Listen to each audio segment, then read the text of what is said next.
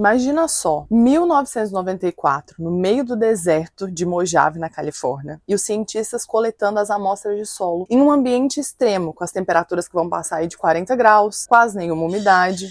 E foi exatamente nesse ambiente hostil que eles descobriram uma nova espécie de bacilos. O nome, Bacillus mojavensis. Uma bactéria que evoluiu para sobreviver no deserto e que hoje está revolucionando a agricultura como agente de biocontrole e promoção de crescimento. E o mais interessante é que essa mesma resistência fez esse bacilo sobreviver no deserto, em que torna um campo super eficaz para a gente pensar na sua aplicação de campo. Então vamos entender melhor como é que isso funciona? Bem-vindos a mais um episódio do Bioagrotech, o seu podcast que descomplica o mundo dos produtos biológicos na agricultura. Eu me chamo Isabela Tavares, eu sou biotecnologista e entomologista, caso você não me conheça, e hoje a gente vai falar sobre esse bacilo super importante e que você também deve saber. Gente, é a segunda vez que eu tô gravando esse episódio, porque a primeira vez eu gravei 7 minutos com áudio, porque a Sofia me contou que ela edita os podcasts, e o resto ficou sem áudio, porque acabou a bateria. Então, assim, coisas que acontecem, né? Mostrando pra vocês um pouco dos bastidores aí. Mas vamos lá. Primeiro, vamos entender de onde é que vem esse Bacillus mojavensis. A história dessa descoberta, ela é super interessante, assim, porque mostra como é que a natureza ela pode surpreender a gente positivamente. Em 1994, os pesquisadores Robert Nakamura e Kohan, acredito que seja assim que fala o nome dele, estavam estudando a diversidade microbiana em desertos, né, em solos de deserto. E eles coletaram algumas amostras no Mojave, né, na Califórnia, no Gobi, na Mongólia, e no Saara, na Tunísia, e também no Sonoran, se eu não estou enganada, aí no Arizona. E aí que vem a primeira surpresa. Eles encontraram algumas cepas que eram morfologicamente idênticas ao Bacillus subtilis. Ou seja, no microscópio, quando eles olharam, eram iguais. Mas geneticamente, né, por análise de DNA, eles viram que elas eram diferentes. E mostraram ainda que era uma espécie totalmente nova. E como é que eles distinguiram? Por 3 características principais. A primeira, composição de ácidos graxos na parede celular, que vai diferir. Segundo, a divergência na sequência de DNA. E terceiro, a resistência à transformação genética entre as espécies. Essa resistência, inclusive, à transformação, ela é muito interessante, porque significa que o Bacillus mojavensis ele é geneticamente muito estável.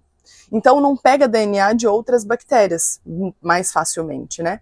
E isso é muito bom para o campo, significa que ele é difícil de se modificar, ou seja, difícil de perder suas características. E a cepa, que virou referência da espécie, que é a ROH1, hoje ela é conservada como final 14698. E todas as cepas isoladas que vinham em ambientes áridos, que davam uma pista do seu potencial da agricultura também, né, e em regiões de estresse.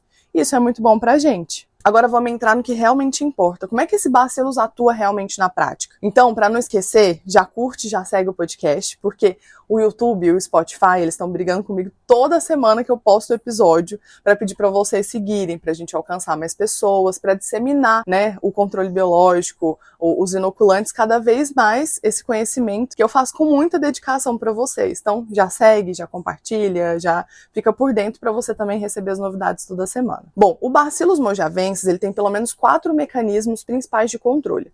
O primeiro é o mecanismo de antibiose. Vocês já conhecem, né? Vocês acompanham o podcast, vocês sabem que a gente fala muito disso. Ele produz compostos antifúngicos, principalmente a fengicina, alguns lipopeptídeos potentes contra fungos patogênicos. E isso também eu comentei bastante no episódio sobre bacilos. Se você ainda não escutou, volta aí e escuta, que inclusive esse é um dos favoritos de vocês. Bom, os estudos mostram que a inibição é de 90% contra verticílio, 78% contra botrites, que é o mofo cinzento, e 97% contra a brusone do arroz, que é uma doença importante para o arroz. O segundo mecanismo é competição. Então, ele é um micro-organismo endofítico, ou seja, coloniza os mesmos nichos ali que o patógeno, mas o conceito dele é exclusão competitiva. Ele vai ocupar o espaço e não deixar esse patógeno se alimentar desses nutrientes, entendeu? Então, como quem chega primeiro se estabelece, ele vai ganhar essa disputa. E o terceiro mecanismo é a indução de resistência sistêmica. Então, aqui fica algo bem interessante. Ele ativa os sistemas de defesa da planta através das vias do ácido salicílico e ácido jasmônico, e ele não vai só matar o patógeno, ele vai ensinar a planta a se defender. Legal, né? E o quarto mecanismo é a formação de biofilme, ou seja, sob condições de estresse, especialmente estresse salino, para Bacillus mojavensis, ele vai aumentar significativamente a formação de filme protetor ali na raiz. Isso vai proteger tanto a própria bactéria, que vai criar essa barreira física contra os patógenos, e também a planta. E tem mais, ele tolera condições extremas. Por ter sido isolado lá do deserto, ele vai crescer em condições bem concentradas de sal, que matariam outras bactérias. Por exemplo, um pH de 11 e uma temperatura aí que chega até 42 graus Celsius. Lembrando que esses dados são dos estudos realizados com essas bactérias, com essa cepa específica também. O que a gente sabe é que existe registro desse bacillus, mas ainda como inoculante. Se você já sabe algum outro registro, como biofungicida, deixa aqui nos comentários para a gente também ficar inteirado. Mas o Bacillus mojavensis não é só um biocontrolador, ele também é um excelente promotor de crescimento. E aqui vem uma descoberta importante da pesquisa. Ele produz compostos voláteis que promovem o crescimento de algumas substâncias. E essas substâncias já foram identificadas em outros bacilos promotores de crescimento, por exemplo, Bacillus subtilis, a cepa GB03. Mas tem um detalhe importante, a produção desses compostos vai depender muito do meio onde está essa bactéria crescendo. Em meio adequado, produz os promotores, né, de crescimento. Em meio inadequado, pode até produzir outros compostos fitotóxicos, como a acetona, e isso não é interessante para a planta. Olha só como o tipo de solo e as condições vão importar sempre na ação da bactéria. Quando eu faço uma consultoria com algum produtor, eu sempre peço todas as análises disponíveis. Análise de solo, análise de nematóide, análise de bioas, que é aquela da Embrapa, enzimática, para entender o que realmente está acontecendo no solo antes da gente montar um manejo biológico. E claro, para ver se está tudo certo, né, nesse solo, para receber esse micro-organismo, porque isso faz toda a diferença, gente. Então, não desconsiderem o básico bem feito que a gente sempre fala aqui no podcast, né? E na prática, em plantas tratadas com o Bacillus mojavensis, nesse estudo, foram observados o seguinte: 17% no comprimento da parte aérea de aumento, 37% de aumento na biomassa seca, 33% no índice de clorofila, 47% na eficiência fotossintética. E tem mais, ele melhora a absorção de nutrientes através da solubilização de fosfatos e a produção de sideróforos para disponibilização de ferro também. E aqui está um dos grandes diferenciais do Bacillus mojavensis, a tolerância a múltiplos estresses. Estresse salino, ele não tolera só a alta salinidade, por exemplo, ele ajuda a planta a tolerar também.